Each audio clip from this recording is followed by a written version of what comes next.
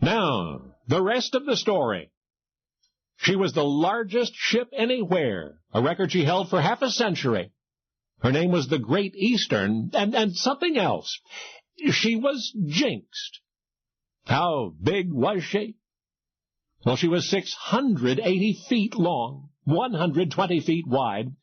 She displaced 27,384 tons, could carry 4,000 paying passengers in peacetime, and 10,000 troops in the event of war.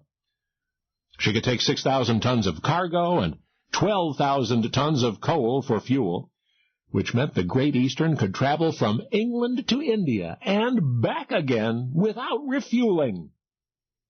She was the only vessel ever to be propelled simultaneously by screw propeller and paddle wheels and a full rig of sail, and from her debut as the monster queen of the seas until her voyage to the scrap heap in 1888, the Great Eastern had a stone-cold reputation as a jinx.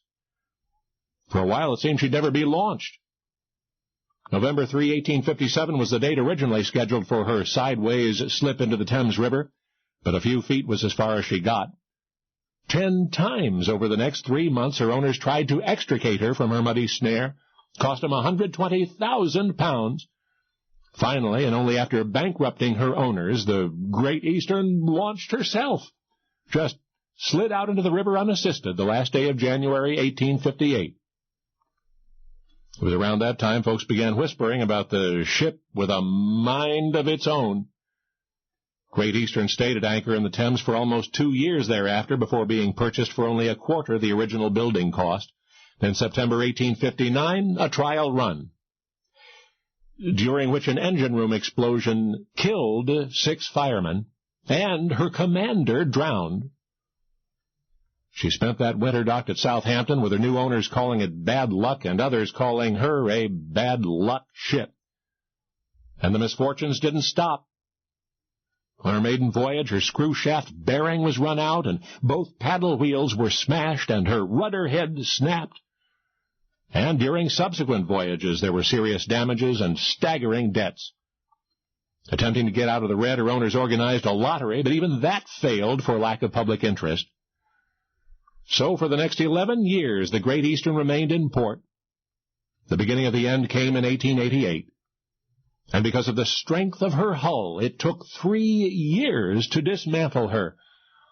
Historian John Guthrie, reviewing the calamitous career of the Great Eastern, observed, quote, "During her lifetime, this vessel ran through fortune after fortune, destroyed her designers, builders, and all her successive owners with grim impartiality. Yet she spent most of her life at anchor." And all the while, seasoned seamen searched their minds for a clue to the jinx. Of course, there is no such thing. There is no such thing. Even still, in the final months of the Great Eastern's disassembly, the workers, they were pulling apart the layers of the monster ship's double hull when they discovered her first passenger. Been there trapped inside from the time she was built. A human skeleton. And as I say, there's no such thing as a jinx. Only now, you know the rest of the story.